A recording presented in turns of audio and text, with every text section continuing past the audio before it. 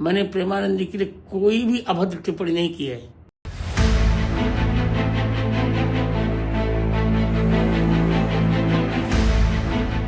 आध्यात्म और आस्था की दुनिया में इन दिनों बयानों का बवंडर उठा है।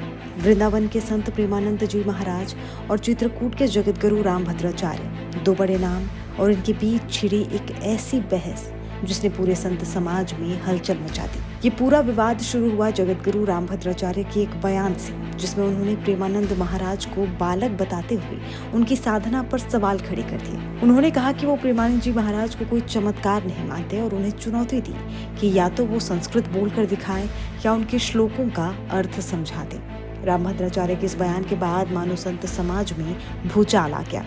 कई संतों ने इस पर अपनी नाराजगी जाहिर की और इसे दो सम्मानित संतों के बीच दरार पैदा करने की कोशिश बताया। मामले को तूल पकड़ता देख अब रामभद्राचार्य की सफाई सामने आई है। रही बात प्रेमानंद की, मैंने प्रेमानंद जी के लिए कोई भी अभद्र टिप्पणी नहीं की है।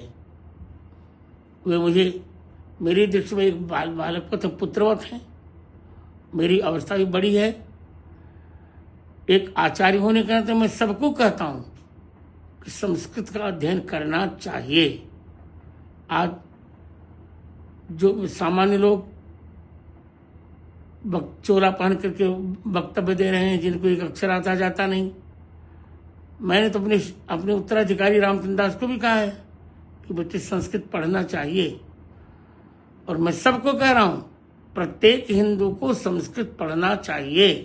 कहता ही नहीं, आज भी मैं स्वयं पढ़ता हूं, 18 घंटे पढ़ता हूं और पढ़ता रहूंगा। यावत जीव मधीते विप्रह, इसमें प्रेमानंद के लिए कोई मैंने ऐसी टिप्पणी नहीं की है।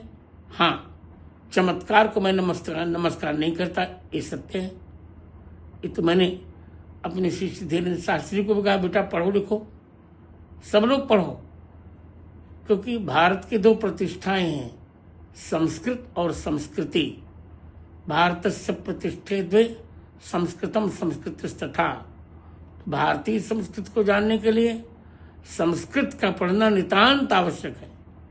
मैं किसी के लिए कुछ भी नहीं कह रहा हूं। सभी संत मेरे लिए स्नेहभाजन हैं और स्नेहभाजन रहेंगे। विधर्मी शक्तियां सनातन धर्म को निर्बल बनाने के लिए तोड़ मरोड़ कर पेश करती हैं, संतों में भीड़ डालती हैं। अभी सब संतों को एक हो जाना चाहिए, एक होकर हिंदू धर्म की रक्षा में तत्पर हो जाना चाहिए।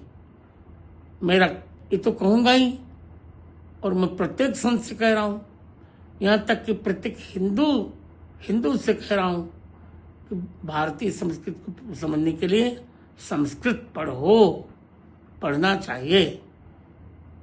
स्वाध्यायान मां प्रमदः। इसलिए ये जो मेरे लिए भ्रम फैलाया जा रहा है, ये गलत है। मैंने प्रेमानंद या किसी संत के प्रति कोई भी गलत टिप्पणी नहीं की है, और न करूंगा। अब जब भी प्रेमानंद जी मुझे मिलने आएंगे, मैं निश्चित आशीर्वाद दूंगा, तो उनको हृदय से लगाऊंगा।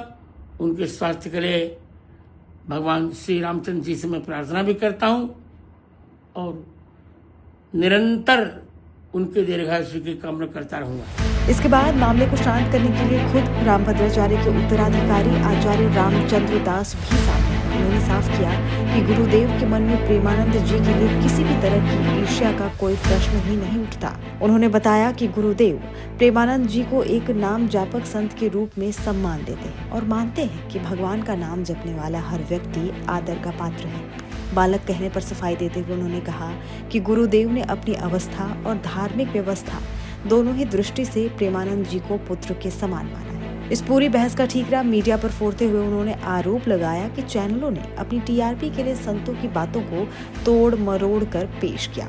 उन्होंने एक मार्मिक सवाल भी उठाया कि अगर घर के बुजुर्ग कभी कटु वचन बोल भी दें तो क्या बच्चों को भी कटुता से जवाब देना चाहिए। हालांकि ये भी सच है कि प्रेमानंद जी महाराज खुद भी पिछले कुछ दिनों से अपने बयानों को लेकर सुर्खियों में हैं। विराट कोहली जैसी हस्तियों के उनके दरबार में पहुंचने से चर्चा में आए प्रेमानंद जी महाराज ने लड़कियों के चरित्र और पहनावे पर कुछ ऐसी टिप्पणियां भी की हैं जिन पर काफी बहस भी हुई। बहरहाल एक संत की टिप्पणी और दूसरे के बयानों से उपजा ये विवाद अब सफाई और आरोपों के बीच झूल रहा है। एक तरफ जहां गुरु शिष्य परंपरा और बड़ों के सम्मान की दुहाई दी जा रही है, तो वहीं दूसरी तरफ संतों के बयानों की मर्यादाओं पर भी सवाल उठ रहे हैं। देखना होगा कि आध्यात्म के इस आंगन में बयानों की ये आग शांत होती है या इसे और हवा मिलती है।